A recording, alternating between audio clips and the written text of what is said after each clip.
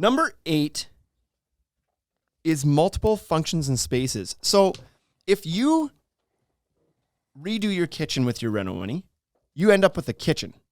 Again, functionally, it's the same thing as before. You're still cooking craft dinner. It's funny that you say that. I actually did cook craft dinner last night when I came home. Well, it's not that much of a stretch. 84% of the time, that's what you have for lunch. Nope.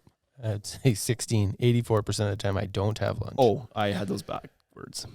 Yeah. So what I mean by this is like a deck doesn't necessarily just need to be a deck with a table at it. A deck can have multiple zones in it. And often nowadays they do have multiple zones. You have a kitchenette outside in a barbecue zone. And then you've got a lounging zone where your furniture's set up. And then you have a dining area where your stuff's set up. And then you might have a fire pit where you have, right? Like it can be one space can be many spaces. If you put 50 grand into your deck, you could end up with 2 or 3 or 4 different functional zones. You put 50 grand in your kitchen, you still have a kitchen. I think you've bastardized the number that people are spending on decks. No, I'm not. 50 all the time. I think more realistically, a lot of people spend 10. Right. Most decks are 10. Okay. But what do you spend on a kitchen rental?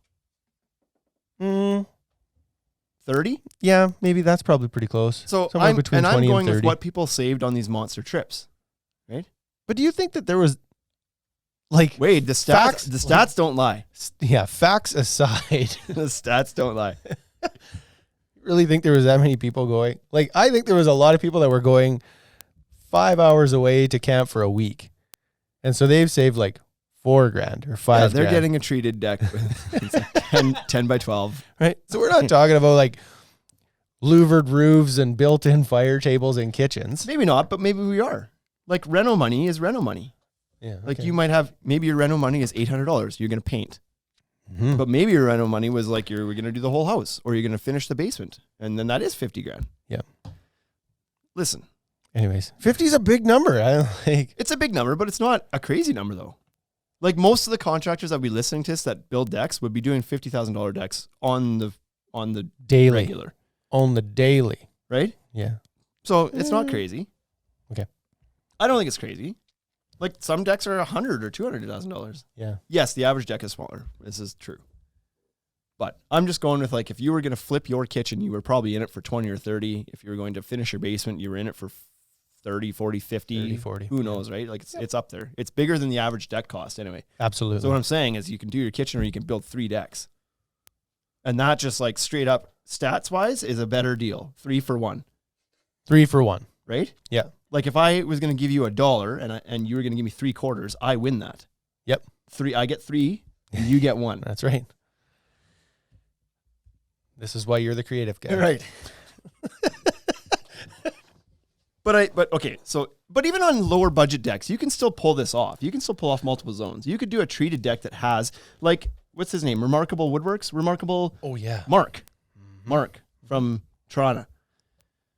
He built the deck and it's got like the little curved pergola thing. He's got that little dining area. And then this is actually a different deck. I thought he was building the same deck. Apparently he was building 2 different decks right now. And I asked him today, I was like, I'm so confused, dude. Where's the pergola? Like, why?